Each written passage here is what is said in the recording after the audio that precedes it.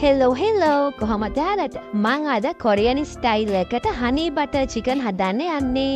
කේඩ්‍රම් බලන අය නම් මේක හොඳට දන්නවා. මේ තියෙන්නේ ඒකට අවශ්‍ය ද්‍රව්‍ය ටික. මුලින්ම ඔයා මෙන්න මේ විදියට චූටි කෑලි වල චිකන් ටික කපා ගන්න ඕනේ. ඊට පස්සේ මේකට මිරිස් කුඩු මේස හැඳි එකයි, ගම්බිරිස් තේ හැඳි දෙකයි, සූදුරු තේ හැඳි එකයි, ලුණු කුඩු තේ හැඳි දෙකයි, බේකින් පවුඩර් තේ හැඳි එකයි, පාන් පිටි කප් භාගයයි, කොම් පිටි කප් 3යි.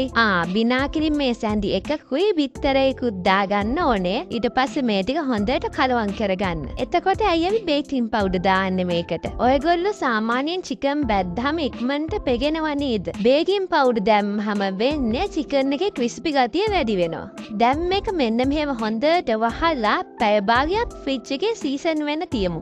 පැය භාගයකට පස්සේ මම මේ චිකන් ටික අරගෙන රන් පාට වෙනකම් බද ගන්නවා. මෙන්න මේ පාරට එනකම් බදගත්තට පස්සේ වා චිකන් ටික එළියට අරගෙන විනාඩි 5ක් විතර නිවෙන්න තියලා දෙවෙනි පාරටත් බදගන්න. මේක බලන අතරේදී මගේ YouTube channel එකට ගිහිල්ලා මාව subscribe කරලා මම වීඩියෝ එකක් දාපු ගමන් දැනගන්න ඉතිහා පැත්තේ තියෙන notification bell එකත් ඔබන්න. ඒ වගේම ඔයා මේ වීඩියෝ එකට කැමති නම් මට ලොකු thumbs up එකක් දෙන්න තමතක් කරන්න එපා.